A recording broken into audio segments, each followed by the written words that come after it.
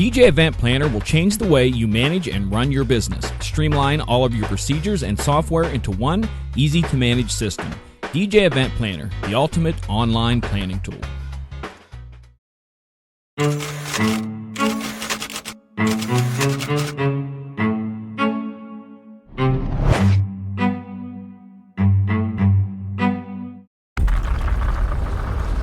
Welcome to DJNTV and Tuesday Night with Ben Stowe. Now introducing the one and only Ben Stowe. Yeah, baby! Yeah. Good evening and welcome to those of you out there on the internet world. Tonight we're going to be coming to you not only from Minnesota, where we typically come to you Tuesday Night with Ben Stowe, but tonight Ben has gone south. Yeah, I went south all right. Seriously, it was 0 last week, below 0 for a few days, and what do? You head to Arizona. I'm no fool. Mama didn't raise no fool. Yeah, I was in Dallas last week and Arizona this week. I will admit, cold as it might be, I'm looking forward to coming home. It was 40-some degrees today. It was absolutely beautiful. I was outside, and I'm thinking to myself, it smells like spring. Wow. Yeah, I saw it. Looked. It's actually rainy here, and it's a little bit cold. What? It's 71. That's a good question. Let me check. Let's check the local weather report here. So while you're pulling that up, 60. 60. Well, that is kind of chilly actually for Dallas. We got thunderstorms tonight, even. So I could be a hero in Arizona. They told me that it hasn't rained since January. Well, that's the desert for you. We can't say that. It's like a week without rain, and we're like, whoa, what happened? Our new right. So tonight, gang, we're going to be talking about controllers. This is actually a semi-common question that I see where people are asking the difference in output. You know, I've got this controller and I want to put it into the speaker, and I'm not getting enough sound. And there's this question if all controllers and all mixers are the same when it comes to output, and there's different types of connections. So Ben, I wanted to just kind of jump on that a little bit tonight and kind of discuss if there are differences and what type of things people should be thinking about when they're making those purchases of buying mixers or controllers for their system. So, boy, that's a deep topic, and I think to start with the question and the graphic as I saw it, are there differences in output? Yes. Are there differences in types of signals? Yes. Is that what you should be looking at when it comes to a controller? Probably not. I think it's important, and I think it's a consideration. But I think that the feature set of the controller probably trumps that. We probably have to look at does the controller or the mixer do everything else you need it to do, and so then I think that can be one of those things.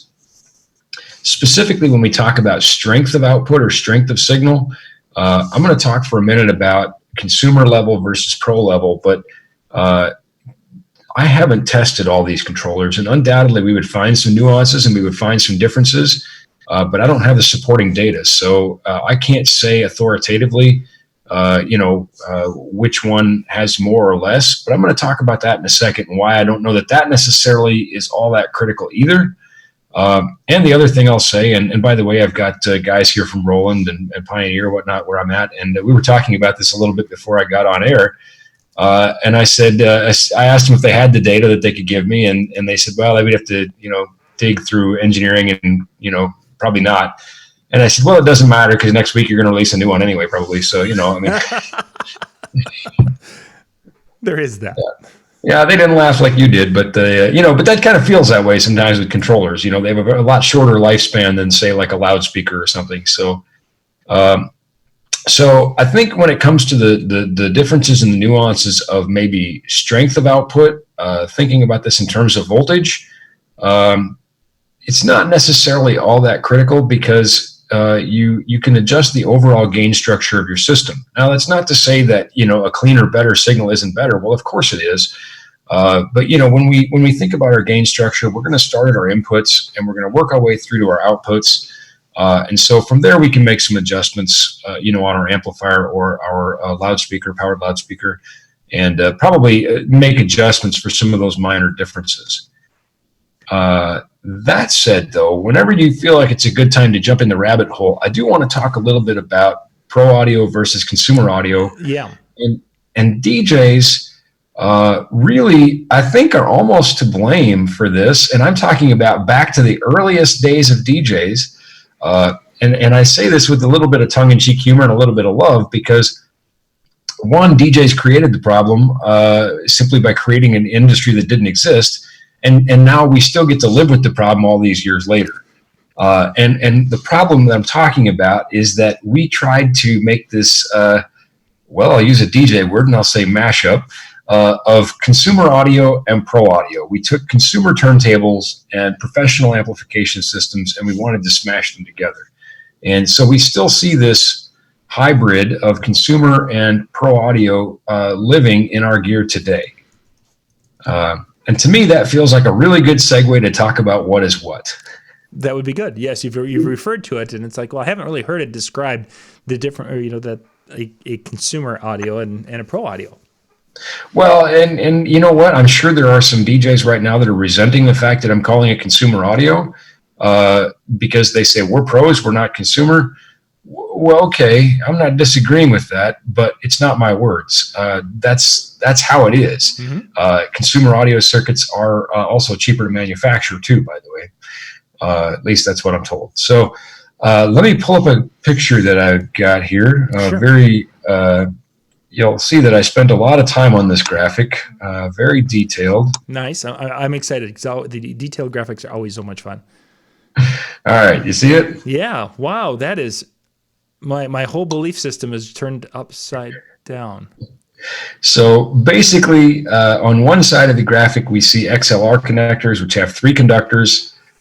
These are typically used with pro audio level. And we're going to get a little bit more into the rabbit hole here. We're going to talk about what is pro versus consumer in terms of voltage. But for right now, I'm going to focus for a second on balanced and unbalanced. Mm-hmm. And so there are really 2 critically different things about these.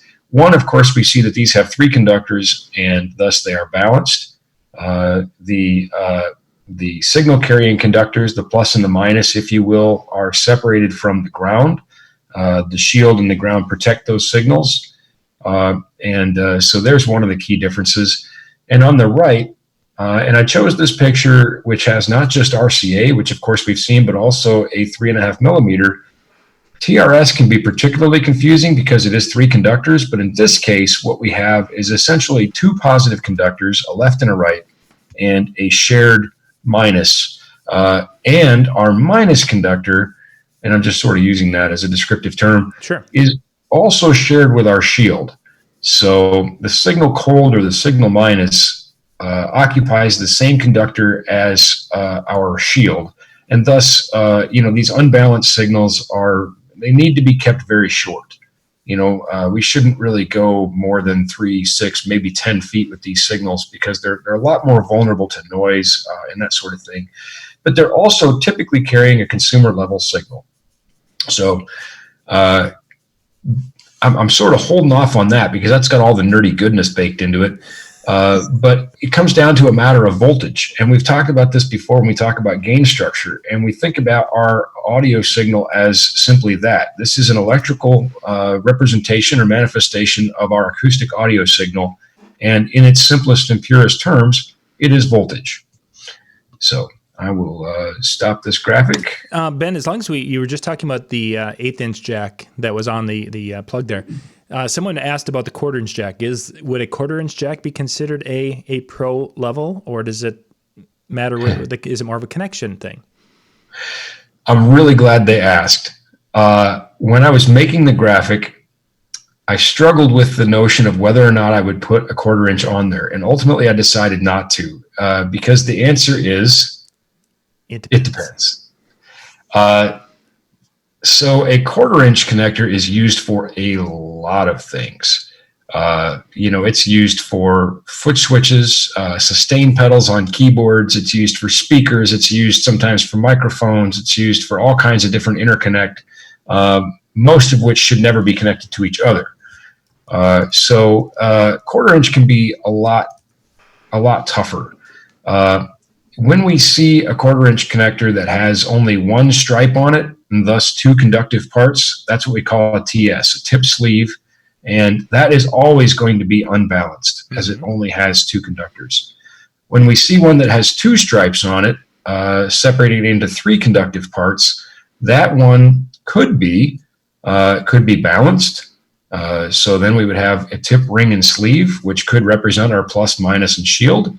Or it could be like the 3.5 millimeter we just saw, or the 1/8 inch that we just saw, in where it is a dual, unbalanced, stereo or dual mono. But in that case, it's unbalanced. It's a shared signal minus and two positives. So I decided to leave 1/4 inch out, but I guess, hey, now it's in there. So the answer to your question is it depends. Can you carry pro audio level on 1/4 inch? Absolutely. Can you carry consumer audio on 1/4 inch? Absolutely. A bit tougher. So some of the ways that we can tell, maybe one is if our equipment says, and not all of it does, and that's very frustrating, but much of our equipment will say if it's TS or TRS. If it's TRS, we can probably safely assume it's balanced, particularly if it's an output like a zone or a booth or even a main output, and we have designated lefts and rights, and it says TRS, then we could safely assume that's balanced. But sometimes it doesn't say. And that's hugely frustrating because you look at it or maybe even take a little pen light to look in there and see if you can see the contacts. Okay, because usually if they're a tip ring sleeve, you'll have contacts at like 90 degrees from each other, and you can't tell. Excellent point, John. Thanks for throwing that in there. Yeah, that's kind of what we're resorted to do when it doesn't say, or if our documentation doesn't say. And then, of course, it's a matter of output voltage. And sometimes we know and sometimes we don't know. And those are typically indicated as +4 and -10. So that's probably a good setup for whenever you're ready to jump in the rabbit hole. You keep referring to this rabbit hole. It sounds like an absolute fabulous place because I'm sure they serve ice cream. I don't know. I think they... No? I don't know if they do. Speaking of which, I haven't had any ice cream here, actually. So wow, that's sad. I think we could put the order in, and maybe that we could have that changed in a future show. Are you having ice cream delivered here? Not there. No. Oh. The staff. Right, well, a future show, perhaps. Yes, because the staff at the other studio is much more accommodating. Yeah, they can be. They're probably eating my ice cream right now. Watching the show saying, Dad, you're not getting this. As the ice cream sandwich hits the floor. Yeah, the duckbill sandwich. So a couple things that we should know about +4 and -10 is they're not the same either. +10 is measured in dBu, which is dB unloaded. And this goes back to like a crazy old holdout from the telephone days. And the other one is measured in dBV, or decibel voltage. So right off the get-go, we're not just comparing +4 to -10. So I've got some mathematical comparisons, and I've got a handy graphic that I found thanks to whoever uploaded it to Wikipedia, so thank you for that. Also, whoever it was, I forgot their name, thank you for granting the world permission to share it, because frankly, I was just too lazy to make my own. So I've got busy. This graphic. What's that? You've been busy, and I mean, I told you about the topic about 40 minutes ago, so I mean, you've been busy since then. Yeah, it was probably plenty. I had time to make the one graphic, so, Anyway, so let me pop up that graphic real quick, and let's go here. There we go. All right, are you seeing it? Yes, sir. Okay, so the long and the short of it here, and we see a lot of things that are talked about. I guess you can see my mouse pointer, right? Yep. Moving around here? Yep, you can see a little crosshair there. Yeah, perfect. So right here we see volts RMS, which is root mean square. More on that in a minute. And here we see volts peak. And then here we see volts peak to peak, PP, peak to peak. Okay. All right.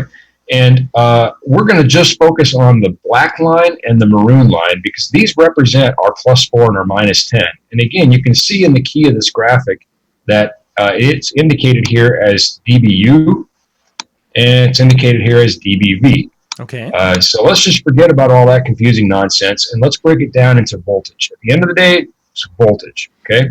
So what we can see is that the peak voltage of a pro audio signal is 1.736. And that gives us, and you've probably heard me say this in previous shows, a lot of times I'll just call it 1.2. And what we're talking about there is the volts RMS. So the voltage RMS of a pro audio signal is 1.228. And to say 1.2 is probably close enough. Okay. And by the way, we're talking about line level audio. And I know you wanted to talk about mic level, so I'll throw that in here in a second. And I wish I had it on the graphic, although it's just about on the graphic because it would just be about the flat line here. More on that in a minute. By contrast, what we see with the consumer audio is the -10. And here we can see that the consumer audio is 0.447. All right. So as a very big difference, from 1.414. And actually, I don't see it on here. The RMS value of that would be about 0.316, I think. So yeah, it would be about 0.316. So what we're seeing here is the peak level of consumer level, and then the RMS would be substantially lower at like 0.3, give or take, 0.316. And just so we have a point of reference here, microphone level is about 0.02. So we measure that in a magnitude of millivolts. So substantially lower. So Ben, as I'm looking at this, obviously the consumer's got a much lower voltage. Does that give us a difference in the sound capability, not volume-wise, but say the richness of the music and the we've talked in the past about wavelengths and different things as we've gone through. Does it lose some of the fidelity when you go to consumer from the pro, or does that really not matter? I'm gonna pause the video for a second, John, because the air conditioner in my room has kicked on and I could barely hear you. I don't know if you can hear it, but it is rocking over there. So no, we can't hear it. Yeah. Okay. Good. Well, bear with me 1 second. I'm just gonna stop the video and I'm gonna have you repeat the question. Okay. Are you good? I think he's good. So what I was asking, if you didn't hear, Ben, is the difference between the consumer and the pro is if the consumer doesn't have quite the fidelity because of the less power or less voltage that it's putting out. If the peaks and the valleys and the frequencies aren't as great, if that correlates to that, and we don't have the fidelity in the consumer that we would in a pro. All right. So I caught about a tenth of that. Oh, sorry. No, you're all right. I don't have hard data to back this, and I like to always stick to data, but I sure feel like the pro sounds better. Okay. That's kind of what I'm after here, is if there was. Yeah, and there's probably a lot of things that we could point to. One is just, the higher voltage gives us a bit more resolution, we might say. And also the pro signals are typically propagated on a balanced signal. So I think it's probably a sum of a few things, but without having data to support my opinion here, I think pro sounds a lot better. Okay. So there's that. So let's see, what did we cover? We covered RMS and peak. Again, I'm not getting a lot of sleep here in Phoenix, so I apologize. We covered microphones being millivolts, which again is another reason gain structure is very important. We're taking that mic signal and we're going to amplify it. Actually, Ben, you didn't get to the mic. The mic is where you were up to now. You were saying that mic level would be like almost a flat line. It's very close to a flat line. Yeah, because if we look, instead of, let's say, for example, here our red dotted line down here, if we take that and we say, okay, well, instead of 0.447, we're looking at 0.02. Oh, so it's a substantially lower voltage. Wow, I didn't realize it was so incredibly different than the pro level. Yeah, and really, if we think about it, it's pretty easy to figure out why. Because if we think about the construction of a microphone, in the case like a dynamic, we have a coil and a permanent magnet, and it's simply the acoustic energy moving that coil on the magnet that generates a very small voltage. And that's what our microphone is generating. So that's why we have what's called preamps. And those preamps do exactly as the name implies. They pre-amplify the signal. So we're bringing in that mic signal and we're pre-amplifying it in almost every case that I can think of, up to a pro signal. So there's a substantial amount of amplification that occurs to bring that up to that 1.228 RMS level for a pro signal. And of course, when we think about a modern DJ mixer, we have both mic preamps and we have RCA connections for inputs and that sort of thing, CD players and whatnot. Right. So here again, that's where we see that kind of that mashup, that melding of signals. And then more often than not, our pro, we'll call them pro controllers here, have XLR outputs that are driving pro level balanced output to powered loudspeakers and that sort of things. I am really hoping to get my hands on some data. One of the manufacturers told me they have comparative data, and if I can get that, that would be good. Now, whether or not they'll let me share it, that's another thing. But I'd like to see some laboratory grade tests done on these outputs. Give a person an idea. Okay, so my next question, Ben, is we're looking at the Pro line output here of the +4 dBu. Does that always connect with an XLR type of a connection, or can you have a pro level line out voltage coming out from a different type of connection, maybe an RCA or something to that effect? I don't know that I've ever seen it on an RCA, but like we talked about just a little bit ago, you can absolutely have that on a 1/4 inch. Sure. That was a tip ring sleeve balanced out. Yeah. Okay. So if an RCA wouldn't have that extra, I'm just kind of thinking, because we've got a popular mixer that we've talked about on a lot of the shows has been the little tiny Newmark DJ to Go 2. A nice little unit that you can use for performance, but it has an 1/8 inch jack as its output, which would be consumer level. Correct. So to get that to our speakers in the best way possible, you mentioned that consumer level wire shouldn't be over 6 feet long. So really to do that and do that right, a person should be running it into some sort of mixing board to get you from point A to point B, switching it over to that balanced signal. Am I reading that right? Yeah, you are. There's other ways to do that. You could use a small stereo direct box to balance that signal to allow it to run longer distances. Here again, there are better and worse quality of DIs. Behringer makes a small stereo DI that's about $20. And Radial makes the Pro AV2, which is, I think, about $120. And I'm glad you went that direction, Ben. That's exactly where I was headed to with this. Because, okay, so my little Newmark unit, and again, there's lots of companies that make a small one like that. For those of you out there who are like, oh, my favorite one is this brand, whatever. It's got that consumer voltage coming out of it. I put it into a DI, so now I can run a longer distance balance, but I'm going into the speaker still with a consumer voltage. Am I reading that right? Yes, actually, once you come out of that DI, you're now coming in with a mic level voltage. That DI is dropping that down so that it can plug into a mixing board's mic preamp. Okay. So it actually dropped the voltage way down, but we've at least balanced it, which makes it safe to run long distances without fear of interference. Now, you can run an unbalanced signal 50 feet, and people do it. It just, you're a lot more vulnerable to noise, and you're going to have substantial signal degradation potentially. So that's why it's not necessarily advisable.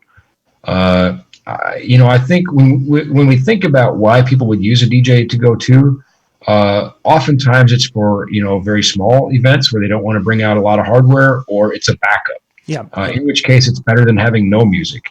The 3 rules of sound are: rule number 1, make sound. Rule number 2, continue to make sound. And rule number 3, when possible, make good sound. So, the DJ to Go 2 might be in that scenario, right? Yep. Where it's our backup and it's getting us through the night. And at that point, people maybe aren't going to be audio critics so much as they would be upset if there was no music. Yeah, for sure. It's that or nothing. So you're certainly there. Yeah, if it's your primary, device, then you're probably spending extra money on things like mixers and DIs and things, and you probably could have bought just a better controller maybe. But I'm not telling anybody how to do their thing. I'm just saying those are sort of how I imagine that device might be getting used, because yes, the 1/8-inch jack is certainly has a lot of vulnerabilities to it. Not the least of which being that it's going to wear out eventually. Sure. Yeah. Unfortunately, they do. A lot of questions here that are coming through. First one. We poked the hornet's nest, didn't we? Well, we did a little bit, and we're going to. Good. I like that. That's good. The first one, before we get into, because they're asking about impedance, and I'm going to rephrase that question in just a second. So we'll be back with you guys on that one. Oh, impedance. Oh, somebody really wants to go down the rabbit hole. Oh, goodness gracious. He had a nap and he had some sugar before we went on, I'm sure of it. I didn't get much of a nap because I no sooner got sent to take a nap because I've just been exhausted running on vapors, and of course I'm getting old, but no sooner gone to take a nap and I got the 911 call saying, "Help, please come help solve this audio problem. It's not your problem, but please come fix it." And I said, okay. Yep, so you've got this little board that you like to use when you're doing concerts, this Digico board. Mm-hmm. It barely big enough to handle most applications. I realize that. And then it only has 96 inputs, but it is one of the smaller Digicos, yes. So the output, the voltage that comes out of that, is that higher than, say, if we have a really nice DJ board, the $1,000, $1,500 DJ controller board? Are we talking a similar voltage output, or does a board at that concert level have even more output than that 1.2 volt that you were saying that is a pro level? So here again, I don't have actual data to support this. I haven't measured it. Gut feeling. I will say this, because I used a Digico board at Arm DJ a couple of years ago, the year Robbie got married. I said, you know what? Hey, my friend's getting married. We're going all out. Mm-hmm. And people were somewhat blown away. They're saying, wow, I have these same speakers, but they sound so much better. And one, I guess I'm not a total idiot when it comes to mixing sound, but two, that board does have tremendously great processing and inputs and outputs, and every part of it is just better. So, when you're getting a Digico or something on that level, that's just every part of that is better. So whether or not the voltage is necessarily higher, I would say that the signal quality is probably better. The outputs in that board, and again, this is no disrespect to the guys making DJ controllers, but by and large, the engineers at Digico know that this signal is going to be amplified on an arena level, that this is going to go to a very big rig. Now, again, some of these, DJ controllers are used on tours and that sort of thing, and they're certainly putting out, a good signal too. So I don't know that. I guess I'm sort of dancing around the question because I don't know the answer. Sure. I guess what I'm trying to say is it's probably not just a question of voltage, Mm-hmm. Yeah. Okay. More isn't necessarily better. Again, that's where gain structure comes in. So more isn't necessarily better. And speaking of gain structure, for those of you who are going to be with us in February 24th through the 27th in Las Vegas, Ben Stowe is going to be doing a masterclass talking about things that are really important to you. Might be gain structure, could be microphones, it could be how to eat your ice cream on camera without it melting all over the keyboard. Oh wait, that didn't happen like that. It melted all over the keyboard. It melted, yeah. Mission fail. So setting aside the ice cream thing, I'm glad you brought that up, John, because it hasn't been decided what I'm going to do, and the reason for that is I want to know what you want to know. So I think your feedback is going to be essential. I want our time together to be meaningful to you. I'm going to have a good time either way. I'll be perfectly happy to sit up there and talk about nerdy things all day. But at the end of the day, I want you to come to this class and leave with something. I want you to say this time was, judiciously spent. My time to go to this conference and the money to go to this conference was a good investment. So give that feedback to John. Or myself. Feel free to contact me and let us know what you'd like to hear in this masterclass. And I want to, do the best I can to make sure that time is honored. Excellent. But links for everything is down in the description of the video. You guys can just pop down there, get yourself involved, and we will, reach out to us and we'll get you answered questions and all sorts of good stuff. So let's grab some of the questions. First off, the impedance question is up there a couple of times, but I want to, before we get to that version, if I'm coming out from my. You guys are gluttons for punishment. I like it. I know, that's why I'm trying to get to every other question before we get to that one. So if we come out of a board, we've got our 1.2 pro level voltage coming out with an XLR. We go into our first speaker. If I piggyback, because many of my DJ speakers have the ability to piggyback from the one speaker to the next speaker, does that lower the voltage so it splits the voltage in half? Or is it something that the voltage is still 1.2 at the first one and it would be 1.2 at the second one? You have no idea, but you just stepped in it because you just asked an impedance question. I know, I was really going that direction, but I wanted to put it into a situation where people could actually say, "Oh yeah, that's an interesting method of asking," instead of saying, "Ben, tell us about impedance." Because if I'd say, "Ben, tell us about impedance," you would like start way up here, and then I'd have to translate down to, well, that's going piggybacking from one speaker to the next. So viewers, everybody take note. John knew the answer to this question, and he intelligently reframed it for you. That's what this guy does. This guy knows the answers to a lot of the questions that he's asking me, and he's doing such a good job of representing the viewer. So just kudos to John, because I really thought he just stepped in it, but truth is, he was smarter than me, and he led me right down the trail. All right. So good for you, John. Rabbit hole. Rabbit hole. Here we go, diving in. So the most important thing that we need to know about impedance is that low drives high. Okay, so the typical output impedance of a circuit is going to be between 100 and 600 ohms. And our typical input impedance is going to be, let's just call it 10 kilo ohms or more, 10,000 ohms and up. And we want to maintain a ratio. And just like in the good old days when we had passive loudspeakers, we took two loudspeakers in a parallel circuit. So we have an 8 ohm loudspeaker here and an 8 ohm loudspeaker here, and we connect them together in parallel. We end up with a load to our amplifier of 4 ohms. So when we decrease the impedance, we can increase the flow of electricity. And so at the end of the day, it isn't so much, we do lose some voltage just over length of cable and all those kinds of things, but it isn't so much a question of voltage as it is power. And when we add these in a parallel circuit like that, we lower the impedance, which allows that to be somewhat consistent throughout the circuit. And we're assuming a passive circuit here. We can do this for a number of times. We can daisy chain through a number of loudspeakers or a number of amplifiers simply by looping through, as long as we maintain that ratio, low driving high. So, I like to maintain at least like a 10-to-1 ratio, but anyway, that gives you kind of a sense of, where does impedance fit in this whole picture? Low drives high, low being typically 100 to 600, and high being 10 kilo ohms and up. So hang on. We need to. You were talking ohms, and for a lot of people who were back in the day when we had those 8 ohm speakers or the 4 ohm subwoofers, that's a talk of the resistance that the speakers the load they put, but that was a resistance measurement that you're referring to. Well, technically an impedance measurement, which is sort of resistance with frequency.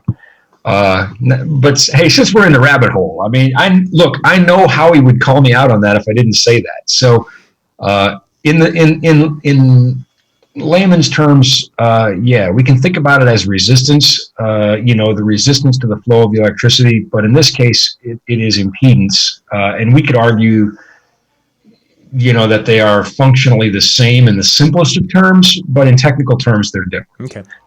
We have some very smart viewers, and I couldn't let that go. That's why I want to make sure we're using some terminology that we were comfortable with 25 years ago. That's what they said back then. I wasn't there. That was way too long ago. But you weren't even born yet. But I heard people talk about those words, and I thought, hey, that's a big word. Let's use it.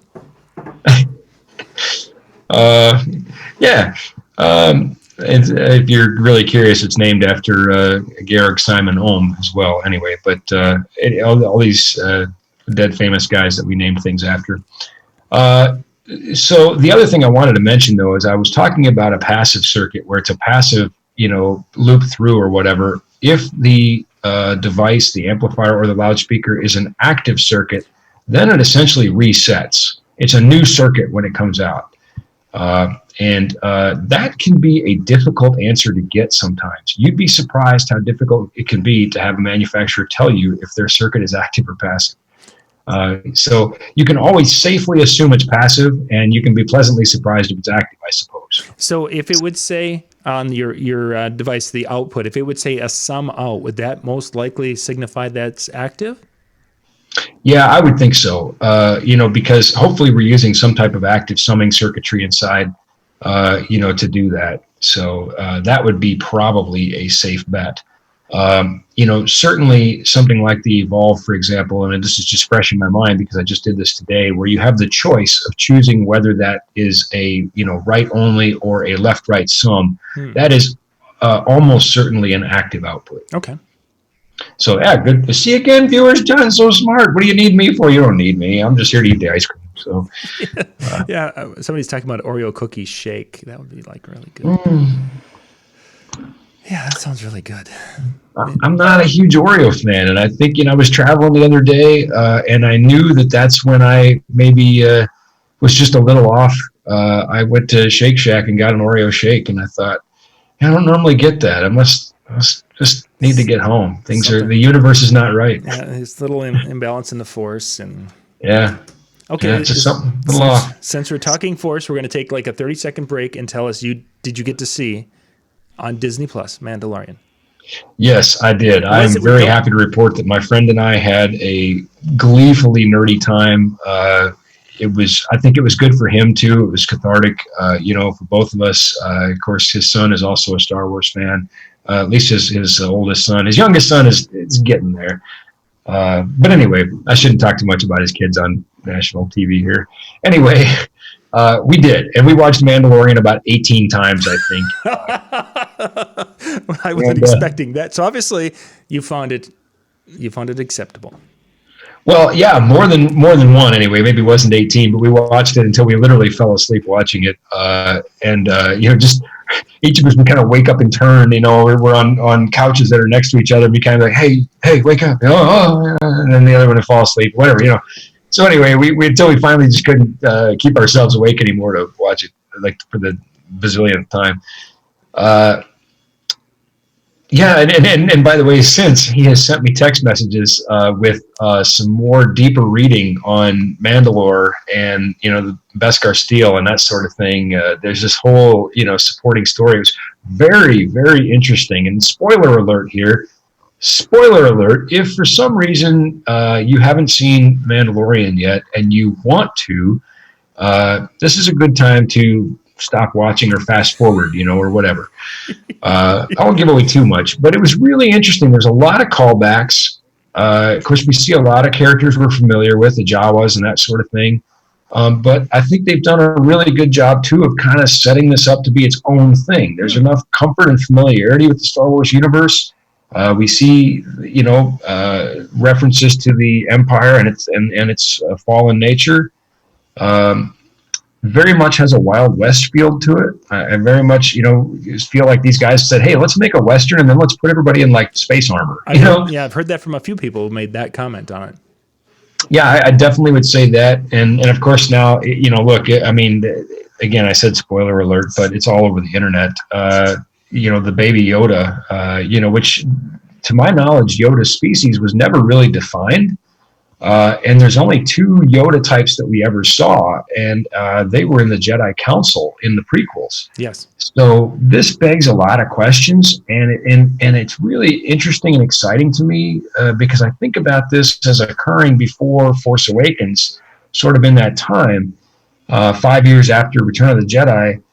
But it does raise some serious questions that maybe will be answered in Rise of Skywalker.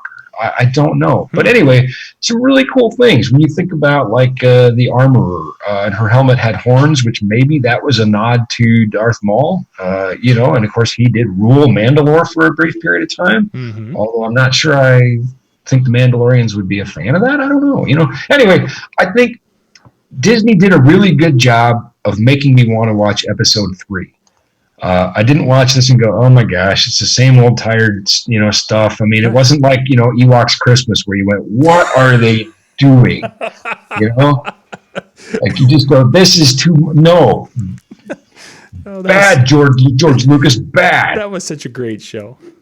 This makes me want to watch episode 3, and I think this has some legs. This thing could really develop. This could be cool. I could enjoy this. Excellent. Yeah. I'm looking forward to it. We're going to wait so we can watch it as a family. Oh, so I just spoiled it for you. It doesn't matter. I haven't read everything that there is to read about it. I probably know more about the thing from reading a lot of the Reddit pages that are dedicated to it. I'm not one that likes the surprise. I would rather be prepared and say, "Oh yeah, here it comes." Yeah. Well, and you will be. I mean, obviously now you're not going to be surprised by the Baby Yoda thing, but I think there's still plenty. And like anything, you watch it the second or third time, you pick up a lot of things. There is a lot in here. They did their homework, and honestly, I liked it better the second time because the first time I was just sort of reacting to a lot of things and sort of again fearful that they were going to just ruin this. Mm-hmm. The second time I thought, oh no, these guys, and of course Dave Filoni's, he is Mr. Star Wars. They are true to I think what the Star Wars fan base wants, and Excellent. So far, I think you're going to really enjoy it.